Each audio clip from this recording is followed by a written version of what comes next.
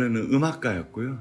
오보에를 전공했어요. 그래서 1977년부터 2011년까지 음악가로 살았어요. 음악가로 살고, 그리고 지금 이제 은퇴하고 아트폴라이프라는 곳에서 이제 공연하고 인문학 강의하고 그러다가 지금 레스토랑 사장님?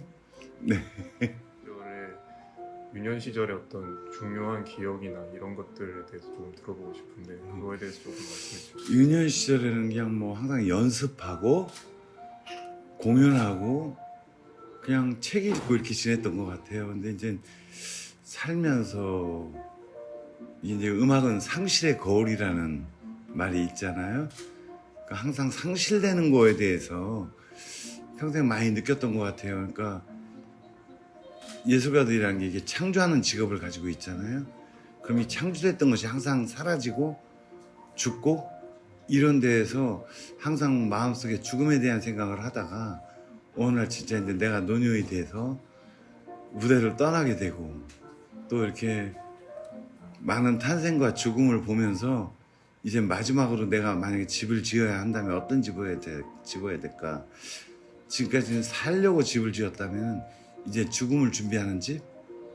그런 생각을 했어요. 이 삶에 대해서는 얘기해 주실 게 있을까요? 이제 한국에서 이미 뭐 교생활도 하고 또 만 16년을 서울시립교향악단에서 수석으로 활동을 하다가 어느 날 이대로 있으면 머물러 있으면 썩을 것 같다는 생각? 예.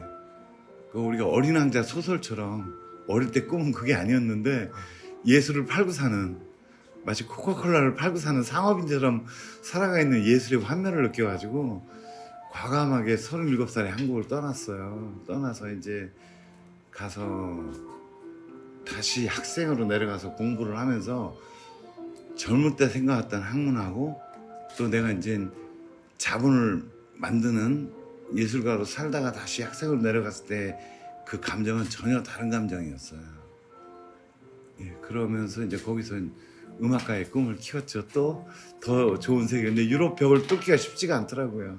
동양인 피부로 또 그 당시에. 그러고서 이제 한국 완전히 온 지는 지금 이제 한 10년 정도 됐어요. 10년 조금 넘었죠.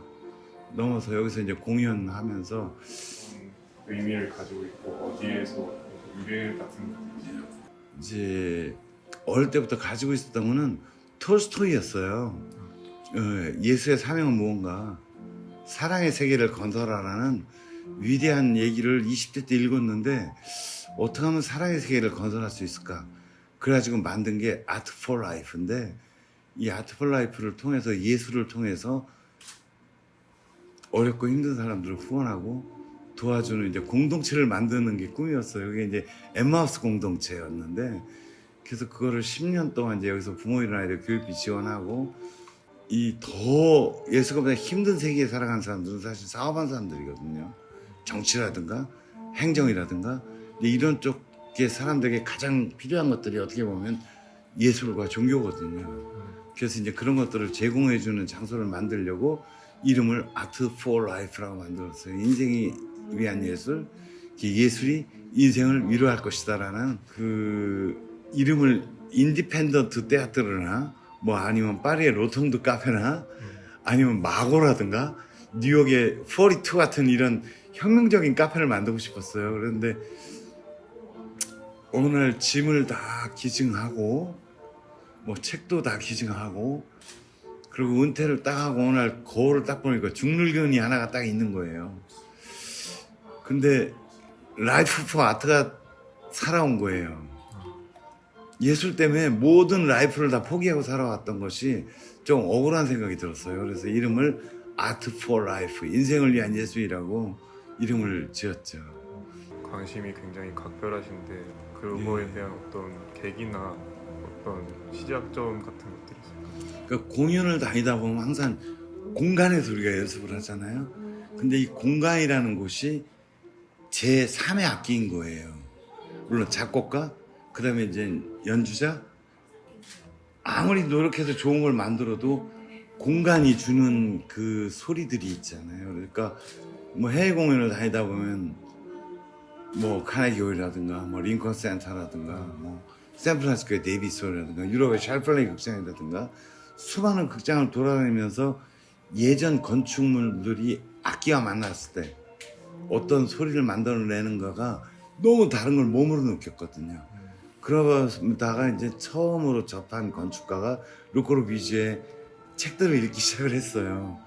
그래서 건축하고 음악하고 닮은 게 많더라고요. 일단 화성이라든가 그 캐논, 노타 캄비아타라고 그러는데 이 쌓아가는 형식들 그리고 또 그 화성의 그런 변화 같은 것 이런 것들이 건축과 너무 비슷한 거예요. 그래가지고 평생 건축책을 많이 보고 또 건축물들도 많이 보고 또 그 공간이 가지고 있는 느낌들 그런 것들을 느끼고 또 건축 공간을 만든 오브제들을 만져보고 또 보고 사진 찍고 이러면서 느끼는 것들이 정말 많이 가지고 있어요 마음속에.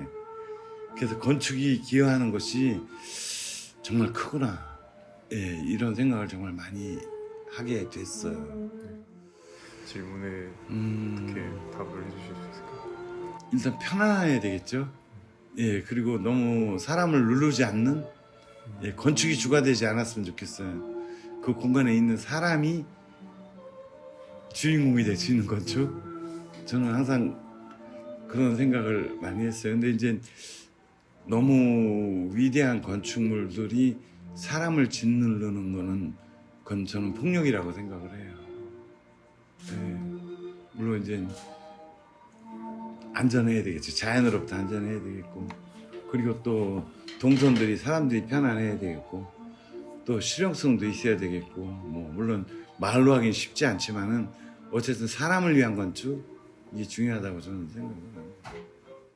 왜냐면 건축도 태어나면서부터 사람과 함께 같이 늙어가고 있으니까 예, 인간이나 건축이나 똑같이 죽음을 맞이하잖아요.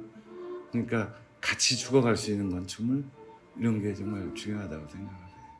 일하는 고주택과의 가장 큰 차이점을 낼 수 있는 거라면 무엇이 있을까요? 이제 이 집을 지을 때만 해도 제가 젊었으니까 좀 크게 짓고 싶고 막 저원도 크고 싶고 또 동양도 있고 서양도 있고 싶고 그리고 또 여기에 정신도 있고 싶어서 그 소나타 형식이라는 콘텐츠를 빌려왔거든요. 근데 이제 마틴 루터가 종교 개혁을 하면서 실용주의로 오면서 소나타 형식이 세기 학장으로 바뀌었거든요. 그래서 첫 학장은 빠르고 두 번째 학장은 느리고 세 번째 학장은 빠른. 그래서 이제 일단 공연장을 지었는데 여기는 빠르고 항상 사람들이 보고 즐기는 공연장을 짓고 그리고 세컨도 이 학장은 느린 곳 그래서 랑잠 한옥을 지은 거예요. 그리고 3학장은 이제 알레그로 론도 춤추고 파티하고 자유평등 박의 유혹이라는 사색 국기가 공존하는 곳 여기서 인문학 강의도 하고 여기서 공연 끝나고 내려온 사람들하고 질문도 받고 뒤풀이도 하고 이렇게 10년 동안 그런 일을 했었어요. 그래서 이제 소나타 형식으로 지었다면은 이제는 비탈로이 샤컨너 같은 집을 짓고 싶은 거예요. 예, 그냥 조그만 곳? 지금 이제 또 혼자 됐으니까 이제 혼자 살 수 있는 공간 그리고 혼자 살면서 죽음을 기다리는 집. 네, 어쨌든 오늘보다 내일은 건강하지 않을 거니까. 예, 그리고 또 인생의 결국 마지막에는 어떤 위대한 일을 했더라도 결국 혼자 남게 되잖아요. 그리고 또 세상으로부터 잊혀지고 그러니까 그런 잊혀짐 속에서 이제 어떻게 지내야 될까 이제 그런 고민을 혼자 많이 하죠. 네, 이런 생각들을 하는데 공간 속에 음악은 항상 있었으면 좋겠고 빛이 항상 있었으면 좋겠고 그리고 색깔이 있었으면 좋겠고 그리고 가급적이면 돈이 많이 안 들었으면 좋겠고 이런 이제 생각들을 많이 하다 보니까 이번 공모전 그거 할 때 클라이언트로 제가 받았을 때 죽음의 집이라는 얘기를 나도 어려운 얘기를 꺼낸 거죠. 사실은. 왜냐면 젊음 속에 있는 죽음, 노년 속에 있는 죽음 이걸 같이 얘기해보고 싶었어요. 예.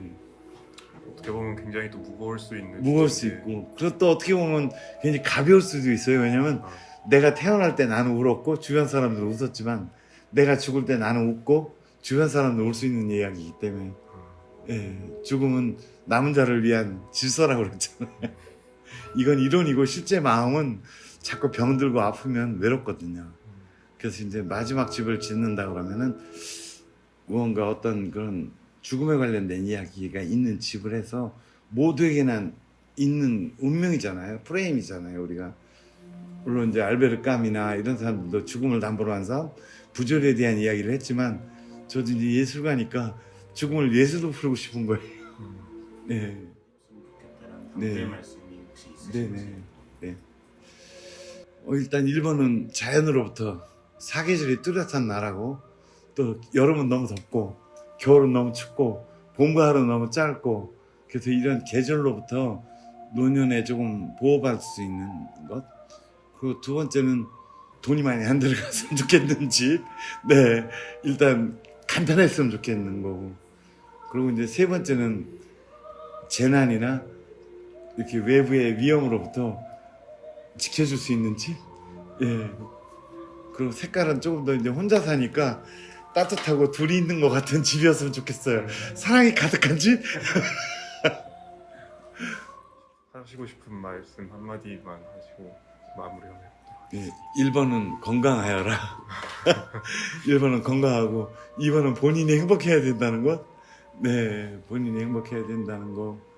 그리고 이제 세 번째는 아무래도 우리가 지식인들이니까 사회와 함께 사랑의 세계를 건설하는 일은 죽을 때까지 잊지 않는 것이 가장 보람 있는 일이었던 것 같아요.